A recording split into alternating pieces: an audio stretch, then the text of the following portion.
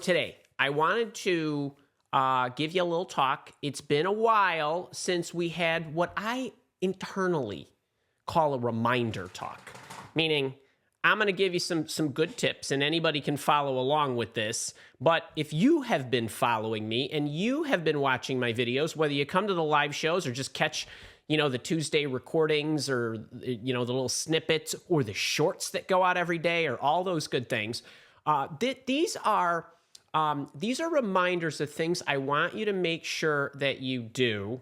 If you've been job searching for a while, let's call this like your 3,000-mile oil change or whatever you want. But friendly little taps on the shoulder, which means you got some kind of background with me and my teaching. No matter who you are, you'll be able to follow along. But these will be especially good tips for people who are familiar with the tips I give throughout each of the phases of the job search.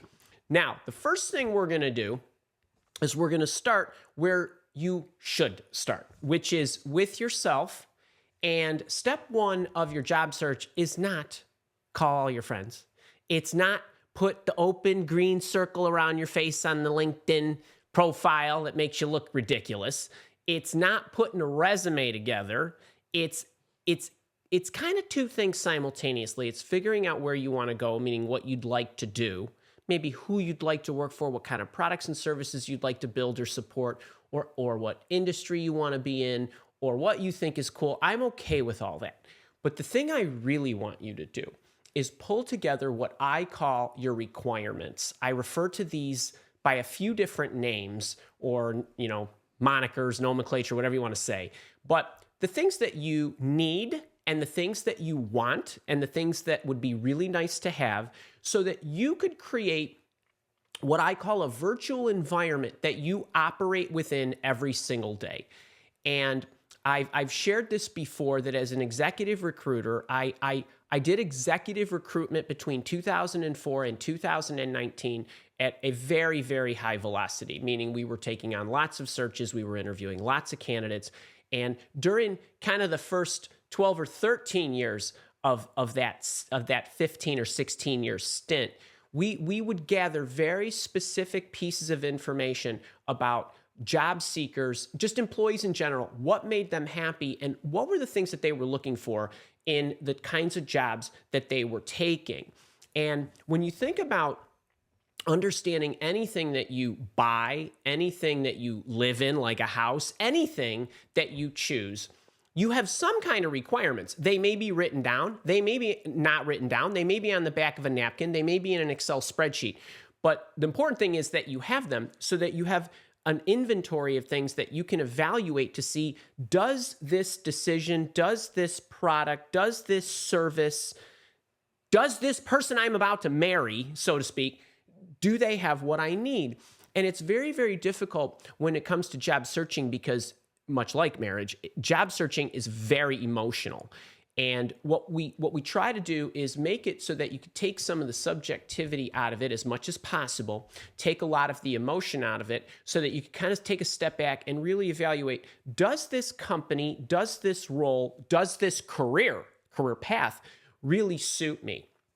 And so what I would do as an executive recruiter is as I would interview prospective job candidates, I wouldn't even call this part of the interviewing, because this was really me getting to know you. What is it that you want? And inevitably, most people would really struggle with this question, because it's very easy to tell me what you do not want, what you don't want. I don't want a boss who's a micromanager. I don't want to commute an hour to work. I don't want to travel 75%. Right? I don't want to work with mean, nasty people, right? That's easy. Those are problematic. It's front, it's center, it's visible. It's probably very current or very recent. We get recency biases. And as we make job changing decisions to go to new employers, we tend to overweight things that are current and things that bother us, okay? As opposed to what? The appreciation of all the things that you have that are absolutely fantastic in your life. And my guess is, even in your job, even if you absolutely hate it, you probably have equally as many, if not more, things that you actually like about it. But there are certain things, maybe it's a boss or something like that, that is making your life miserable. And I'm okay with you moving just for that one reason, because that's a dang good reason to change jobs. But what I'm not okay with is you completely overlooking, as you make a decision to go forward, all the other things that you need in your life that you may currently have or want, but that you don't really pay attention to as you make the change, because you're so focused on getting a boss who loves you, because that's your sore spot right now. So my reminder, and I'm gonna show you a little illustration of the level of granularity I'm hoping you go to. So let's call this requirements. I hope I spelled that right. I screwed these really fast. What do you want? What do you need? And these are varying degrees, right? Andy, I absolutely must have. Like in my house that I moved in, I absolutely needed an office because that's my business and I need a nice office to work out of each day. It was a must. It was a 10 out of 10, not a 1 out of 10. What are my priorities? So the office was really high. Okay, the dance floor that I have in my house, I kid you not, was not a necessity. It's nice because I can put my triathlon bike and my road bike and other bikes on it and do my own little spin classes, but I don't actually need that, right? Kind of thing. And then what is it that's important to me in the relation in which it's important to the other criteria? So the office is a 10. The dance floor was 0 or 1. I didn't really need it. And then there's other things like how many bathrooms do you want? Do you need a fireplace? Kind of thing. Okay. And then what questions do I need to ask the employer in order to determine to the degree to which it satisfies me? So every time you ask an employer questions, you're really trying to answer 2 questions simultaneously. So is this a good company? Like, are they solid? Are they going to be financially stable? Are they still going to be here tomorrow? Right? You need to know those things. But is it a good company, A, and is it a good company for me, B, right? So I need to know that. So my personal preferences go to this list. Now, I mentioned all those people that I talked to as an executive recruiter. We have over 12,000 data points that we collected in the first 12 or 13 years of all the people that we talked to that where we engaged and had that conversation. They gave me their requirements, and I inventoried all of that from all of that experience, and I put it in a spreadsheet that's in my job search coaching program. So those of you that are in the boot camp, as I call it, the premium job search members, you have access to this. For those of you that don't, what I'm talking about is inventorying your own, and I'm going to show you what I mean. And one of the things that I want to stress to you is the longer the list, the better the list. And I want to be really clear. The more requirements you have or that you can identify that you would like to have a conversation about, the better. I'm not saying you need to get every single thing that you want. I'm saying I want you to have an inventory so you can get some information so that you can make an educated decision.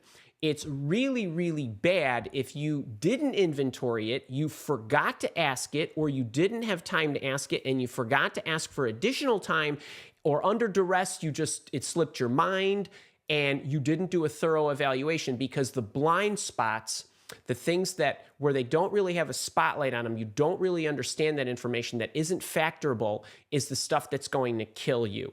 I'm okay with you realizing, hey, I'm not going to get something that I would have liked, but you know what? I'm okay with it because I can get it satiated outside of work, or maybe I can justify not having that because they are going to pay me more than I was expecting, and I might be able to go buy that for myself, or whatever it is. Right? So what I did was I built this spreadsheet that I'm going to show you here right now. For those of you that are in the program, this is called the Criteria and Questions Matrix. This is a public version. I do not give this away. There is absolutely no place on the internets where you can get this, and you'll probably notice that in this column over here where there's 1 and 2 and 3, you're going to see an awful lot of rows hidden. That's because I don't want to show it to you, because I want you to pay for this silly thing. But even if you don't want to jump in the program, this column over on the left, appreciation, atmosphere, autonomy, the boss, challenge, collaboration, the commute, the comp, the contribution, culture.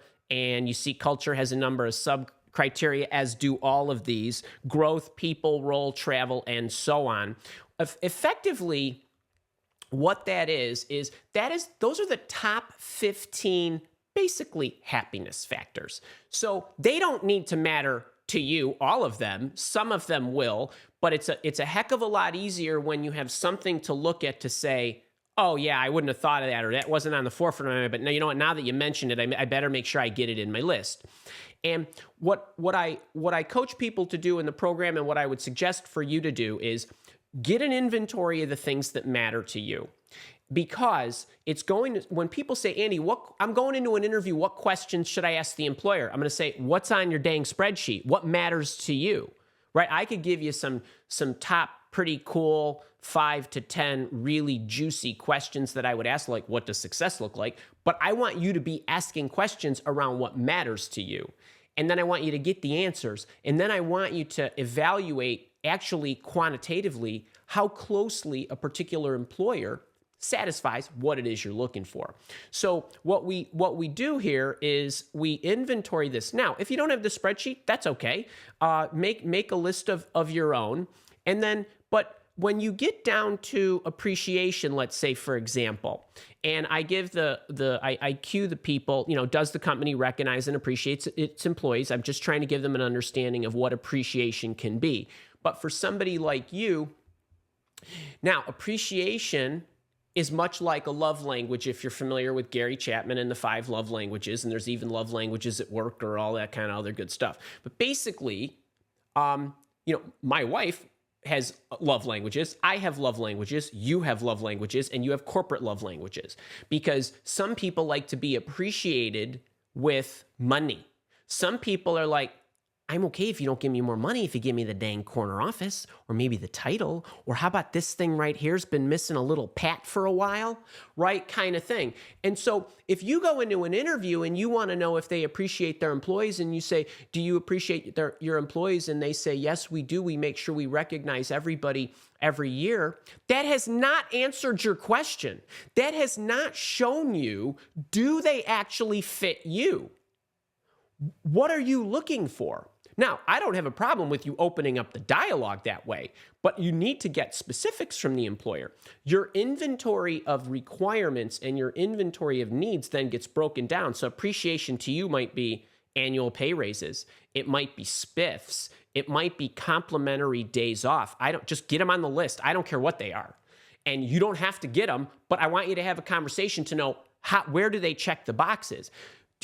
Are you asking questions like, on this team I'm joining, when was the last time somebody was promoted? What do you do to recognize good performance? Ask them that, get the answer, and then you can match it to, that works for me, that doesn't work for me. Who's tracking?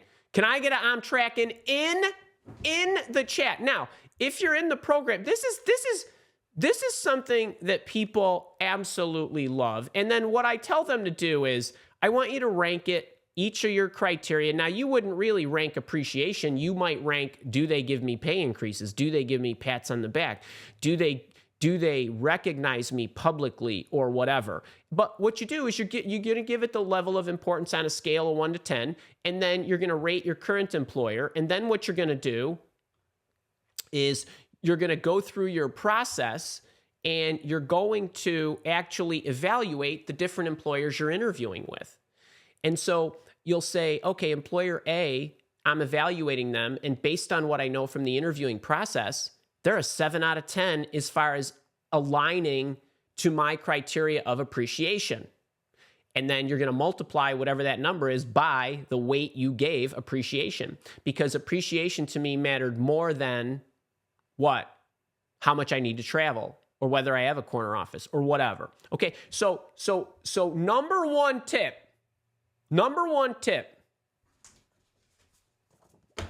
get this in order.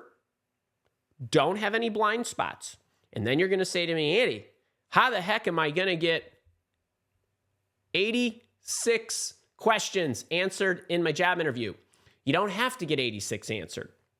You need to get the ones that are answered for the ones that are most important to you. And if you get down to the end and you don't have all your questions answered, if you're about to get an offer, which is the only thing that matters, is your choice to work there or not, you can ask for more time. You can clean up what your gaps are as far as your knowledge is concerned, and any employer worth their salt should want to give you that time, because why? I do not want you coming here to work if you do not truly understand what is involved with working here and what you're getting. Okay, I don't want you making a bad decision. I don't want to accelerate this and not give you what you need. That's tip number 1. Okay, so tracking like a kraken. Peter, Lee, Lucinda, love it. SB, I know that's Sue. Tanya, oh, Tanya's laughing at Peter. Danielle's tracking. Let's see, you know I'm not reading the chat in order. Carol, what's up? My VIP. Case, Loretto, Tiffany. Get this in order. Okay, number 1. Number 2, what would 5 tips be without a resume tip, right? So, and you know what? This is Andy math and how I count tips. This is really like 20 tips, but we group it as 5 because I don't want anybody to, get overwhelmed. All right, so when it comes to the resume, I want you to think about, there's how you write your resume, right? Like the way the bullet's supposed to be structured. And that's pretty good, and we want you to get that in order. The how is fine. That's the fine, F-I-N-E. But the what goes on the resume, even if you were a little sloppy with the how, is what wins the day. And so what do I mean by that? So what a lot of people do is they put on their resume their activities. And in some format, I don't even mind that, because activities that you perform, like I run the customer service team, I create financial reports, right? That gives me an idea of what you're doing. And I don't mind that, but I would like to have a little more context, like how big's the customer service team? What are those financial reports? How are they used? What decisions are made? Kind of thing, right? But those are activities and not really powerful when it comes to selling you.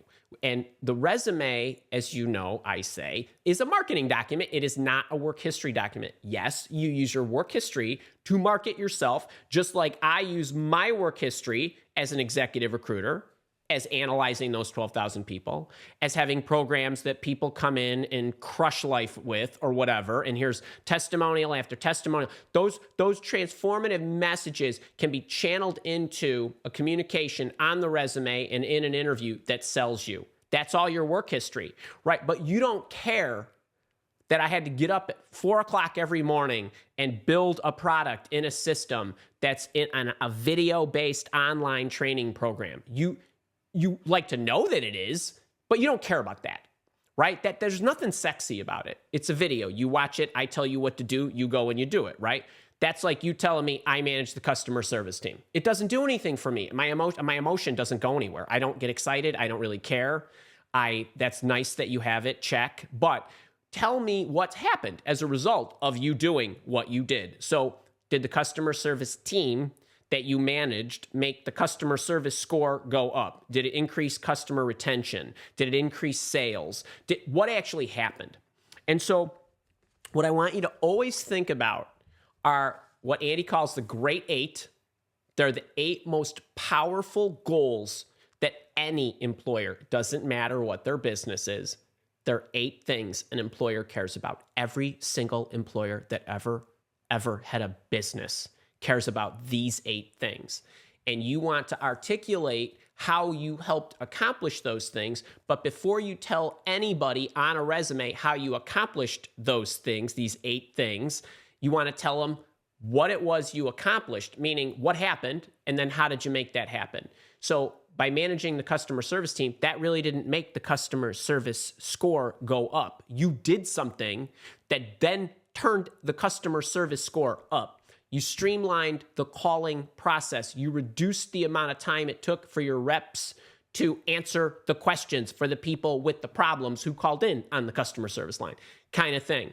The rest of your life is housekeeping or waste. This is why you have trouble getting your 25 or 50-year work history down to 2 pages, is because you put a lot of stuff that doesn't really matter that I call housekeeping. Like managing the customer service team is housekeeping. It's not the punchline, and it's not what matters. It is a little context, but I would rather know I managed the customer service team, 25 customer CSRs, customer service reps, or something. What did you do? You did everything. You handled the infrastructure, the coaching, everything, the processes that you set up. Great. Okay, that's housekeeping, but it's wasting real estate on your resume. And so what I recommend you do is when you're articulating the company you work for and the position you hold, you get a little real estate on the resume right underneath your title to put the housekeeping in. And if you're having trouble following because I don't have a picture, you can take my free resume template and not only is the template there, but the instructions are in it. So this is important. Now, my point to all of this is that this grade 8, every resume bullet, every single resume bullet that's on your resume should address one of these 8 things: revenue generation, market awareness, customer attraction, customer happiness, company growth, or events, mergers and acquisitions, divestitures, going public, right, getting acquired, employee happiness, cost reduction, or process efficiency. I'm not going to give you all the definitions and examples of each of these because I have at least 25 videos on my YouTube channel that covers all this stuff.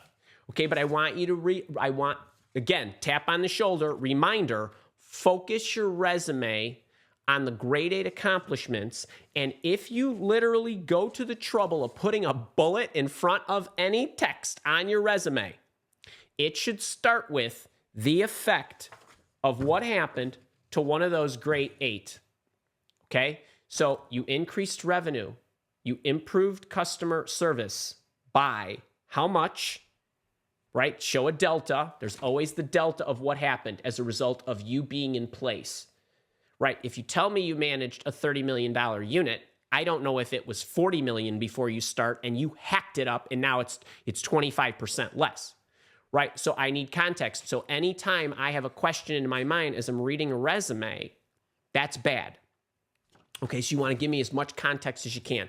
Remember, resist the urge to put all your activities down. People care about the accomplishments. Okay, that's number 2. If you like that one, click the like button. I got 3 more. Okay, this one, you don't really need to be following me for long to know this is my favorite and non-favorite way of going about searching all in one index card here. One 5x8er is going to tell you everything you want to know about what to do and what not to do when you're job searching, the actual search mechanics itself. Now, the top line here, if you can read it, says stay out of the trash.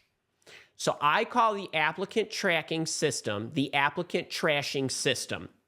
If you are applying for a job online, while we don't know what the system is that you're putting your application into, it is endearingly known to me and everybody else as the applicant trashing system, the abyss where your resume goes, where you hear absolutely crickets because it's either not farmed, is not set properly, you're competing against hundreds, thousands, or tens of thousands of applicants, and it's just not a good way to go.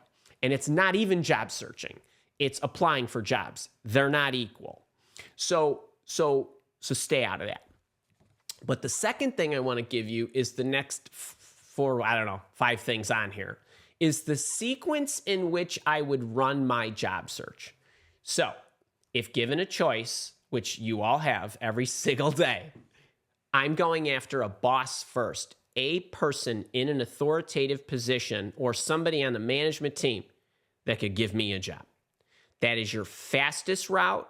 It is your best way to, any of you having trouble building your network, it is a way to go from cold to warm super fast. It only takes 1 email, and I even give you the free template if you want. If you're in the premium program, you don't just get the free templates, you get what I call the Boss Hunting Bible, which is a whole bunch of pages of all the instructions, all the templates to all their 9 or 10 different responses that a boss or potential person that you targeted could give you. But that's numero uno. The second spot, so that's number 2 point on the card, but number 1 in searching. Number 2 in searching, next best thing to do, target a teammate. If you're in the job search coaching program, we have a whole session on teammate targeting and what exactly to say to the teammates and how to go back and forth to build a relationship to get into their company. It's the next best thing. The boss is the first best thing because the boss is always in search of great people, because the boss's highest priority is running an effective team and producing results. A recruiter's highest priority is servicing the hiring officials for which the recruiter has active searches. That's their primary responsibility, which is why recruiter hunting, or sending emails to recruiters, corporate recruiters that is tertiary to me. It's third, because a boss is going to look at your resume no matter what. A recruiter who sits here like this, who has the sales team, the marketing team, the HR team, the recruitment team, maybe that's the head recruiter, the accounting team, or whatever that he or she is searching for. If there's an accounting position open and an HR position open, and you're a salesperson and you send your resume to me, but the sales exec has not put a open requisition or a open budgeted position on my desk that has asked me to recruit for it, you fall to the bottom. I may not look at yours because I'm so worried about the controller, the accountant who's yelling in my ear, or the VP of HR who's wondering where our benefits coordinator is. Okay, kind of thing. So my priority as a recruiter is going to be to service my internal clients. You want to go right to the person who always cares. And you say, well, Andy, what if they don't have an open position? Doesn't matter. They'll look. You might not know there's an open position. They might trade somebody out for you, right? Hey, I'd rather have you. You look like a 10 to me. I got a 2 on my team. I can't wait to fire, kind of thing. I don't need an open rec to hire you. I could just swap her out, kind of thing. Human resources next, okay? And then another boss. Now, I will give you some liberty here because we're all about flexibility at the Mile Walk Academy. The boss, number 2, like going after another boss, if you want to put that above team, I'm sorry, guys, I'm like backwards in the camera. If you want to make that 2 or 2A, that's okay too. But the tip is stay out of the trash, get targeting bosses. Anybody who subscribes to Andy's boss hunting technique, who wants to chime in about all the great, I know you're out there because I get the emails every day. Searching, number 3. Number 4 is... I have a storytelling technique. We're not going to go through the storytelling technique today, but the way that I like to structure virtually every response to an interview question has 4 parts to it. It's not the STAR technique, although there are some components I guess you would make analogous. But you want to provide some context about why what you're doing is important. That's usually the thing that most people miss, and it will give you the biggest bang for your buck as far as scoring points in a story. The next is the overall approach that you took. So not what you were tasked with, not the activities that you did, but the outline of the steps you took, with naming the steps only, and then going back, so you just now created a map for the person. I just gave you the framework of what I'm about to tell you. Great. Now it's going to be easier for me to what? Hang on to the information, and it's also going to be easier for me to understand where you are in your 3-minute story. Okay, so I did 1, 2, 3, 4, 5. And then in step 1, here's what I did. In step 2, here's what I did, and so on. And then here's what happened. Now, what you really want to do whenever you tell a story is every story that is ever captivating and will keep somebody's attention has an exposition, and a rising action. A rising action is something that is building up to a climax, but you want them to understand the level of importance. Part of what you're going to give them in the context is that rising action, so they know how important and why this is so critical that you were working on it. So if you want to think of it in terms of the overall framework that I offer, you're going to get the maximum ROI as far as your storytelling is concerned if you start the story with context. That's the C. So I have videos on my channel about my CAR technique, and it's really CAAR. That's why I was a little 2 there. But let me give you an example of what I mean. So a lot of times, and I see this a lot in the people that I coach and prep for their interviews, is you get asked a question, whether it's maybe something on your resume, like, hey, Andy, how did you do that? It says here that you increased something and it looks like you implemented this system to do that. Can you walk me through that? That's one way they could ask you. Or they might say, tell me about a time where you solved the problem where, even though that's a behavioral question, you're still going to give them the format in that CAR technique. Or something along the lines of, some kind of challenge they present, but you want to use an example of a story or experience that you have to explain to them that what you've accomplished is what they need you to accomplish in their environment, even though you did it somewhere else, right? But you're drawing the analogy for them. And so what a lot of people tend to do is they say, like the IT project manager about who implemented a CRM system, they will, if somebody asks you, well, can you walk me through that project? What most of them are inclined to do is just start with step one. So I was asked to implement this customer relationship management system. It was a big system. We were implementing it with such and such software or software as a services platform or whatever. And then they start going in and they start telling the story. And that's bad because number one, you didn't give them any buildup. You didn't create any excitement. You didn't put it, if it was, in a pit where there was a big problem or a goal where it's a big aspiration. So you want to start the story with about 20 seconds, maybe 15, 20 seconds of setup and context.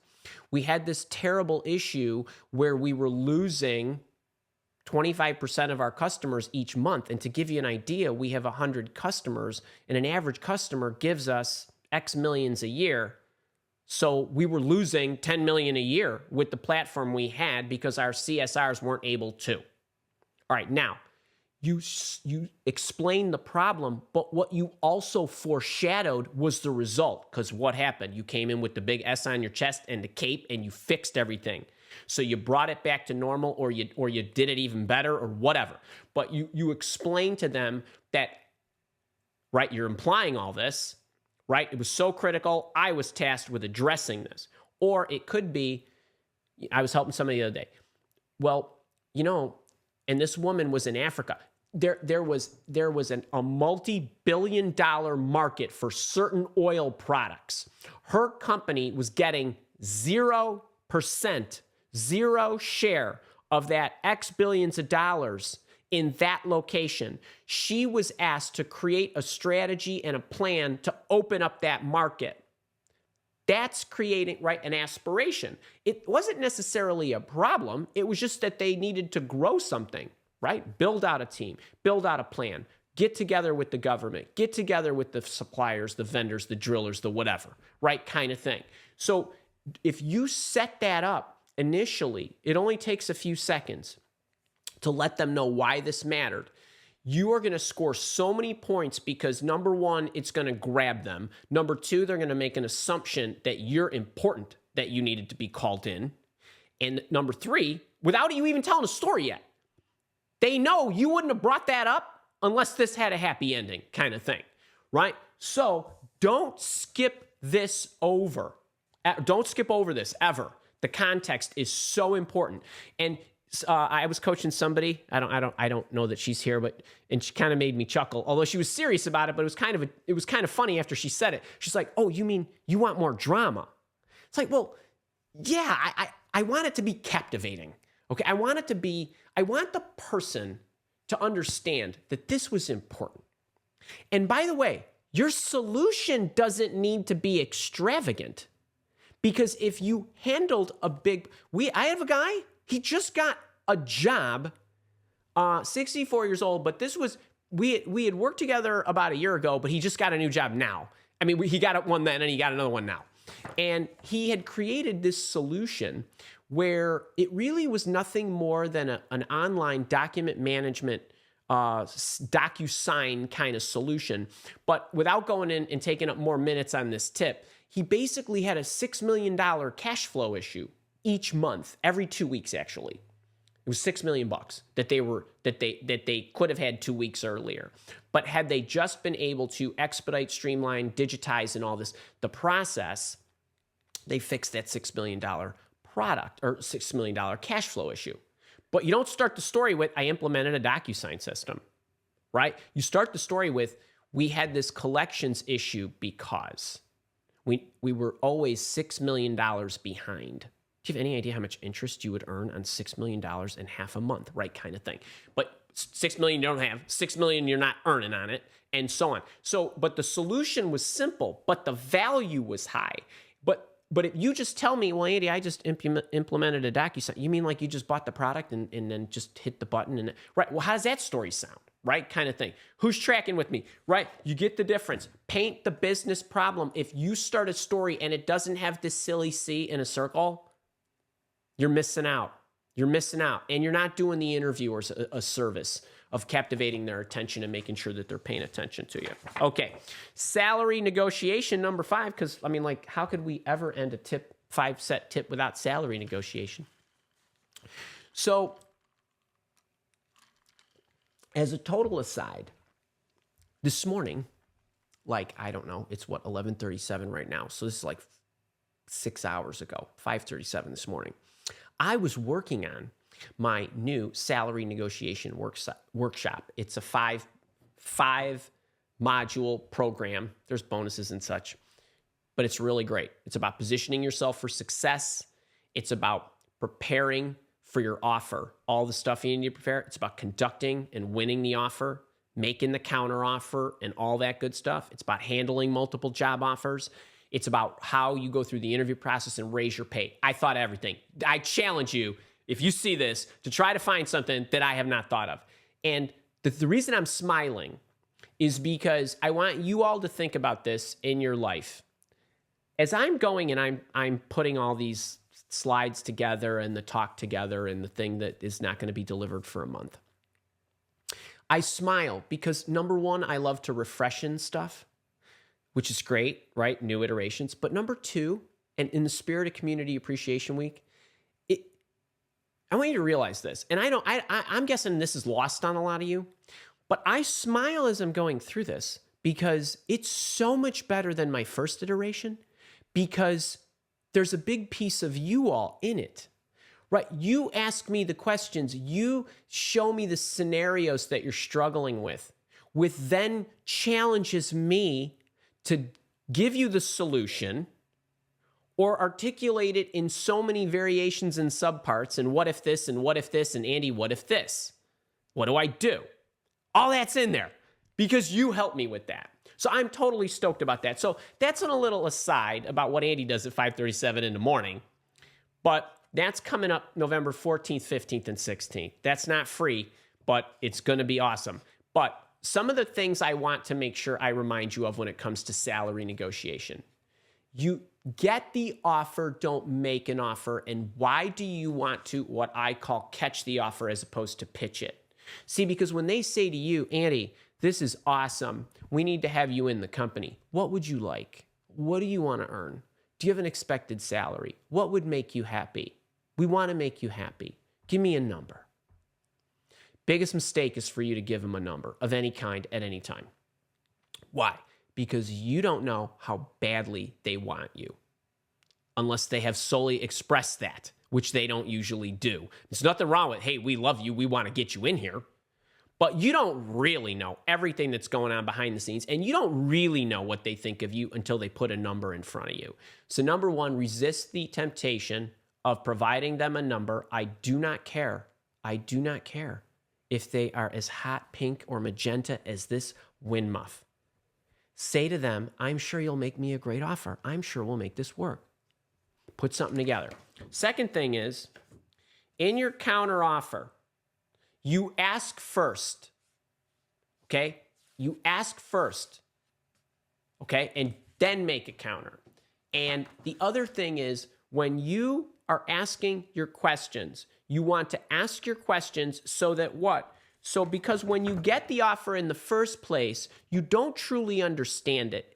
And when I told you I just freshened up my salary negotiation stuff, in the process of freshening it up, I came up with 50 different, literally 50, different questions that you can ask an employer about an offer. Now, all 50 might not apply to you, but I guarantee you 30 of them do. And then 20 of them are maybe depending on the structure of the offer. So there are a lot of questions and things you will not understand. I coached somebody yesterday and she is in dentistry, and she is a dental hygienist, and she had a list of all these bullets that had a whole bunch of things that we actually had to go through, and neither she nor I knew what each one of them was, but could get clarification. We knew what to ask. But so this is complicated. So you want to make sure that you're asking first. And one of the things that asking first does is when you actually ask your questions about the offer, and if you're asking them to the right person, like the hiring official, not the recruiter, or even the recruiter maybe. When you ask questions, and I'm not talking about asking for anything, I'm asking for clarification. I'm not making an ask, I'm asking questions. When you start asking questions, like, well, oh, the bonus is 30%, and how much did that pay out last year? And they say, oh, really only 10, or 0, or only a fraction of the team got it, or whatever. As you go through your array of questions, oftentimes what employers will do is it will make it sound like they're to themselves that the offer is not as good as they initially thought it was once they hear you asking the questions. And in many cases, they will counter themselves before you officially counter them. So I want you to make sure that you're asking your questions. And then before you get to the counter, you need to make sure that you make an argument. A counter is not, I want more. A counter is not, well, in the market, I did my research and they're paying content marketing managers $50,000, not $45,000. That is not an argument. That is intel you gathered that I don't believe. Kind of thing. You need to make an argument. You make an argument against what? What success looks like, the value you're going to contribute, which means what? If you don't have the success parameters, you can't make an argument. But you want to do that. And then the third little thing I want to mention here, or really the 17th thing I want to mention here, is when you counter, you ask for everything all at once. Meaning, don't accept anything along the way, and while you're asking your questions, do not accept anything or offer them any insight. So if you say to them, hey, on this salary, I see that it's $100,000. I'd want to make sure, how is that paid? Is there any wiggle room on that or flexibility? If I say to you, what do you have in mind? I don't want you to tell them that. I don't want you to say, I'm thinking 110. You don't have all the information yet. You still have 18 questions to ask, right? And then once you get through it and you have all the information and it to your best ability, you don't think that you're making any assumptions, even though you still are, but you're making a lower number of assumptions. I want to make sure that then you ask for everything at once. You stack it all together, because the more you ask for it, the more you're likely to get, contrary to what a lot of you think. Right? You think you're going to piss them off. That's not true. And it also is incumbent on the way you ask and the way you make your counteroffer, because you ultimately want to turn control over them to figure out the solution. You don't want to give them the solution. You want to give them ideas of solutions. What do I mean? You don't want to say, you need to make that 120. You need to make that bonus 50K. That's giving them the answer. That's forcing them to comply. But asking them for a path to something or a solution that gets you to a number, they know what they have at their disposal, which gives them control. So I want to make sure that you're doing this. There are many, many things to say. There are many, many things not to say. But a lot of you trip on these because you don't realize that you're asking for things along the way, even in the interviewing process. You going and asking for remote work 2 days a week, that's an ask. That's a negotiable piece of information that you actually agreed upon before you got an offer, which means you now owe them one. You want to stay away from all that. You want to go through everything all at once. So these are just some careful reminders when you get to the salary negotiation piece. Okay, that's number 5. It's 11:45, so I need to wrap it because I said 45 minutes to myself. All right, get your requirements in order. If you're in the job search coaching program, you have my illustrious, epic criteria questions matrix, which I demoed here. On your resume, focus on the great 8 accomplishments, right? You all do at least one, if not more, 3, 4, 5 of these things. Next thing is, when you search, stay out of the applicant trashing system. Get into the boss hunting. Interviews, don't forget the context.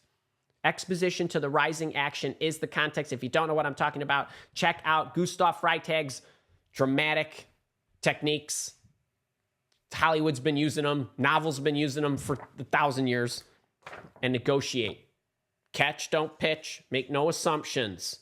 Okay? Ask your questions first, then make your count. Well, actually, ask first, then make an argument, then make a counter. And then when you counter, ask for it all at once. Okay? And that's that. Okay, I'm 2 minutes late. All right. So, that's okay. I didn't dry run that. I threw that together, and it just came out how it came out, so I'm pretty happy with that. I hope you were too, and if you were, please click the like button if you never want to miss any of Andy's shows or recordings or shorts every day. My YouTube channel gets worked every day. There's a video that goes out. Sometimes it's a live show. 5 days a week it's shorts. Tuesday we give you a long format video. So subscribe. And if you are with me here today, we're going to the Q&A. If you are watching this on the recording, I'll see you next week.